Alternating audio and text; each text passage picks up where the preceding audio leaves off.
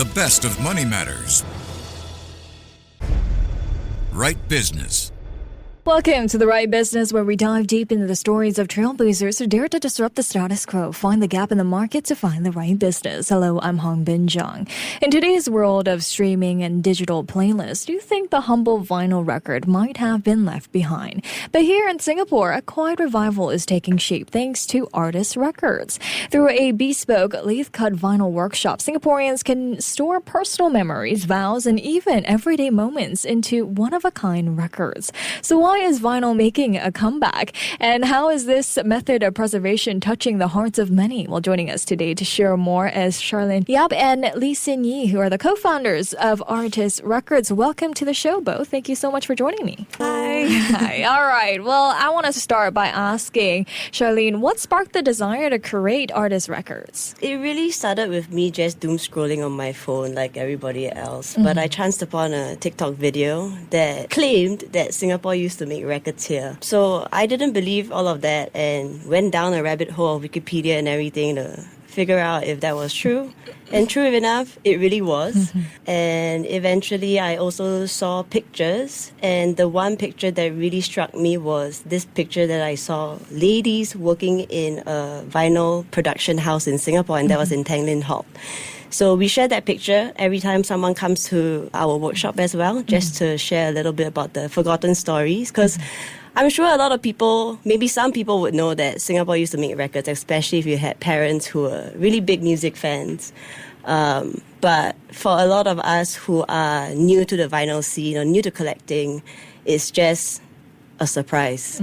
So I think about 80% of the people who come through our workshops don't know the fact. Yeah. So it's always nice when we see that surprise on their face and we get to tell them the stories. Right. I mean, this is a very niche market, right? I mean, as Charlyn said, you guys didn't really realize that Singapore had made vinyl records or had a place where you could make them. So, Sin Yi, why did you decide to focus on vinyls instead of other analog audio tools like cassettes? So actually, just to clarify, what we are doing here is not vinyl records that we are very familiar with or things that we usually collect. What we do here is lathe-cut, where we transfer the track or any sound or music onto any material, actually, like one groove at a time. Ooh. So instead of what we are familiar in the market right now is pressed. So they are pressed. You have like kind of a mold and then you press onto it, and that's kind of like more mass production kind of way to produce records. But what we do here is allowing one memory, one groove at a time. So it allows us to do it in a smaller batch. Yeah, that's why we can do things like preserving memories. You can just bring us a track conversation that you had with your grandma before she passed away or something like that, and you can like transfer it to the one and only record ever in the world. So why record, why lathe-cut record was actually just because Charlyn went down this rabbit hole after the TikTok. So we started looking at it more. For me, it was more in a form of an art. So when I look at vinyl records that are available in the market, I realized that it's very exciting. It's very interesting how different artists have their own idea, like not just in the audio side of things, but also visual. So we have artists who make like phonotrope out of vinyl, or even like a picture, like a picture disc or things like that. So I think that kind of like drawn me into it being like an art form. Okay. Yeah. So you mentioned, I mean, even conversations with your grandma can be made into a vinyl record. Yeah. So does that mean our interview today could be made into a vinyl record? Yeah, definitely. Oh, very cool. Well, in what ways, Charlyn, then, Artist Records help to, revive Singapore's record industry, you think? To be honest, I don't know if we are really helping. I think we're trying our best by telling the forgotten stories. McDonald House being EMI Southeast Asia's headquarters, where we used to have studios there, where we used to press records there. These are stories that we want to keep telling so that people from our generation continue to tell them for the next ones to come. I hope we do our little bit in that by also hosting community vinyl sessions every quarter. And the last one we had in August was actually really interesting because we had a guy who owned a record store in a wet market. It's called Hongbin Records. You guys should go and check it out. So Charlyn was one of the main hosts to kick off the entire session. But what we didn't expect was him bringing two legends with him. So there was the guy who is the drummer of October Cherries, a really popular 60s band in Singapore back then. He showed up at our event and started telling us stories of the golden era of Singapore. So it was really nice to hear directly from the guys who have lived through, I guess, some of the very strict restrictions that they had to go through in terms of performance. Because I think a lot of people forget that tea dances were once banned in Singapore, which meant live music was once banned. But look how far we have come. So I think for us, we're just trying to share the stories and hopefully give people platforms to tell them as well. Okay. Well, I mean, as Sinyi mentioned earlier in our conversation here, the records you create in your workshops are the 8-inch square lathe-cut records, right? Walk us through that process of making these records. So whenever someone comes through the door, actually it starts before the workshop session even happens. So for example, what you'll do is you'll send us track of anything that you wish to cut in the record. Of course, like provided that you hold the copyright to the track, and we take some time to master it to make sure that it sounds good. So that takes a bit of time, and then on the workshop day itself, come through the door, and then we actually start sharing of the history, like what Charlyn has mentioned earlier about how, like the history of the McDonald's house and how Singapore used to be a hub. Like people used to actually press records in Singapore and all this kind of stuff, a bit of history and a bit of that awareness of the culture scene in Singapore in the past. And then what we do next is actually an art and craft session. It's actually split into two parts.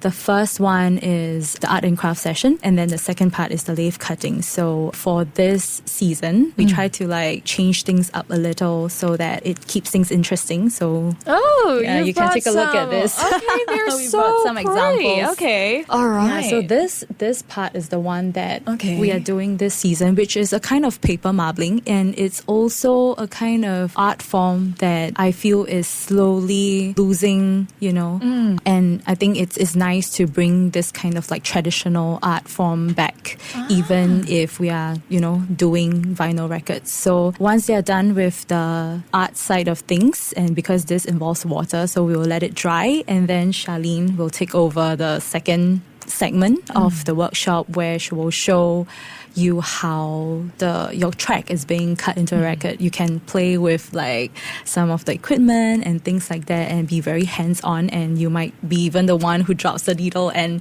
you will be like the main person who cuts your song into the record. So the whole record will be fully done by you. And just so I can describe this for our listeners out there, they brought me a square looking vinyl, a record, right? And it is basically, how would I describe this? When we used to do the marble kind of design on our nails, it's kind of like that, and it's so pretty. Another one we have here has a Polaroid on top of it. Is this a story of a couple that tells? So this is actually a record that was done by Jill Marie Thomas, a Singapore musician.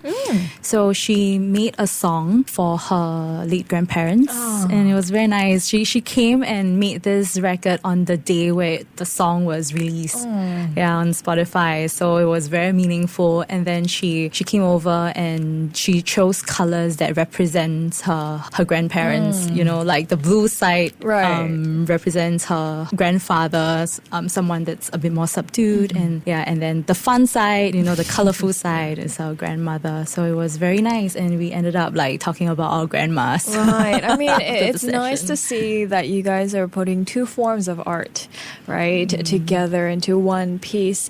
I mean, Sinyi, you mentioned about some of the personal works, like the artists about her grandparents, and you also talk a conversation with your grandma. But what were some of the, other than those that you've mentioned, what are some of the most personal or fun audio clips that you have turned into a record so far? Actually, we thought of another one, but that's also a grandma.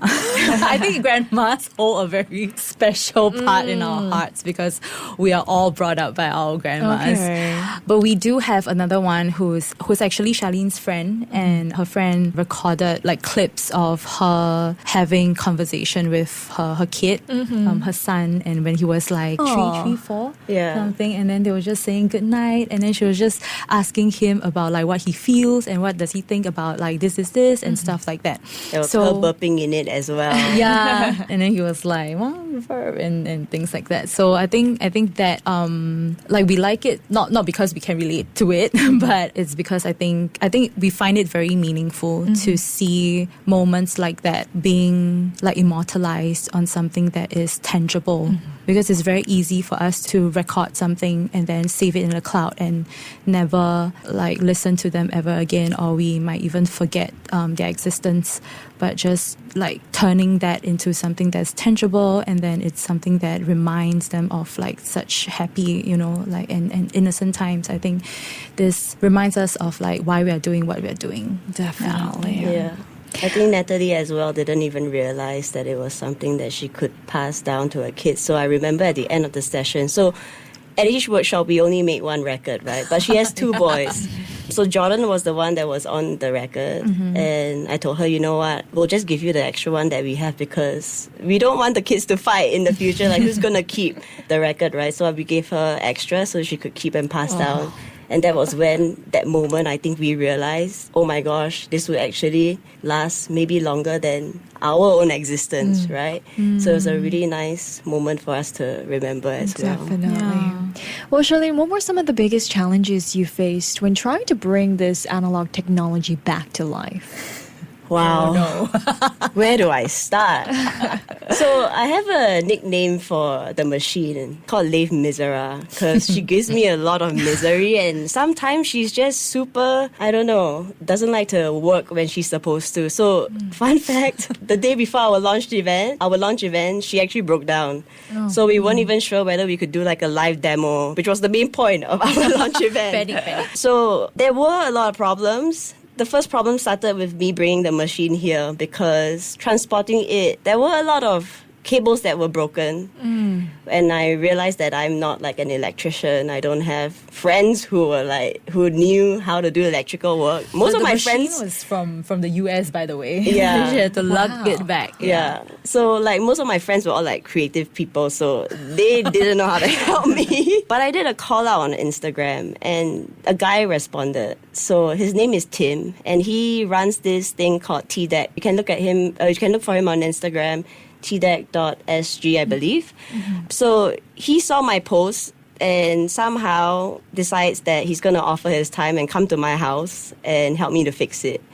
Likewise, I think I was a bit daring to let a stranger into my house. I have my mom to come to the rescue all the time. So I called my mom to come hang out at the house with me while Tim came. But it was beyond perfect. Like the entire moment of us meeting for the first time and all the way until now where we work so closely with Tim for a lot of things. You still call him up when it breaks down?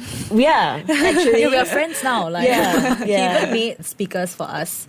Yeah. So Tim is a guy who pretty much just makes speakers in his HDB flat. So when we were launching, he basically gave us a set of speakers that he made here in Singapore with all the parts all sent over here. So it was really nice for him to do that. And even until to this day, whenever we host our community listening sessions, we use his speakers. I think a lot of what we do is really just to put other people before what we want to achieve on our own. Because the funny thing is nobody ever asks us why we are called artists and we don't have an I. It's a slash instead. It's a slash because we always feel that it's always something that we can do together with someone. It's always about collaboration. There's no I in everything we do. In everything that we do here at Artists, you guys are the artists and we're just the enablers to make it happen. That's amazing. Oh, well, I mean, so do you guys think that vinyl records are making a revival now? I mean, with top celebrities or artists like, say, Taylor Swift, right? She's just launched her, new music, the show, The Life of a Showman, I believe, or Showgirl, and she launched it with a vinyl record, right, instead of a CD. So do you think that, based on the demand of people coming to your workshop, do you think that vinyl records will make a revival? I feel like in this day and age, a lot of people buy vinyl records not for the function of listening to it. It is more of an item that they collect to showcase their personal taste, right? So it's kind of like a social card, I guess, where you're showing people like, hey, this is like the music that I listen to, and maybe I buy music because I like the cover, because of the art and stuff like that. I think for artists to be doing stuff like that is great, but what we try to do here is a little bit different, because when we work with local musicians, we actually don't do circle records at all. It's something that Sinye and I die promise that we will not do. If someone wants to do it, I'm sure you can do it. You just have to pay us a little bit more to be normal, but we don't want to be normal. And we want to be known for doing things that are collectible art. So one thing that Sinyi did for SG60, just for fun, was actually phonotrope that has the Katong wave. Oh, wow. So when you actually play it on a player, and there's a lot of technical side of things, like you have to shoot it on like 24 frames per second, all this kind of stuff. I shall not bore you with that. But when you shoot it on your phone camera on 24 frames per second, you actually see the motion. It's kind of like an animation. Oh my goodness, that's amazing. This is taking creativity to a whole new level. Which I feel that, like, building on what Charlyn said, or this discussion about whether vinyl records are making a comeback, I think it is, with more and more people actually do own like a player at home, or they start to, we start to see places like retail places like that popping up. I do feel that it has also evolved into something that is beyond just music. Like, it used to be something that our parents' generation or our grandparents' generation, a way for them to enjoy music, or this is their form of entertainment. But right now, like, if we really want to listen to a piece of music, we can just go on Spotify, or everything is very convenient. But now, like, the collectibles, like what we collect is also an artwork or an art piece that we collect. So you start seeing a lot of artists being very creative with the way they do their records. There's like phonotrope, there is like picture disc, there are even like things like what we are trying to do now, which is something that's odd shape. Yeah, so I think it has evolved, and I think it will become something that can actually sit on its own. Yeah, so revival plus like an evolution kind of thing. Amazing. Well, we're almost out of time, so very quickly here, people who are very interested in artist records and your workshops, where can they find you? You can find us at Artist Records. ART_ST Records, RECORDS, on Instagram. All right. Well, thank you so much for joining me today. Thank you. Thank you. That was Charlyn Yap and Lee Xin-Ye, who is the co-founders of Artist Records. This has been The Right Business with me, Hongbin Jeong. To listen to more great interviews, download our podcasts at audio.sg or download the audio app. That's AWEDIO, audio at the App Store and Google Play.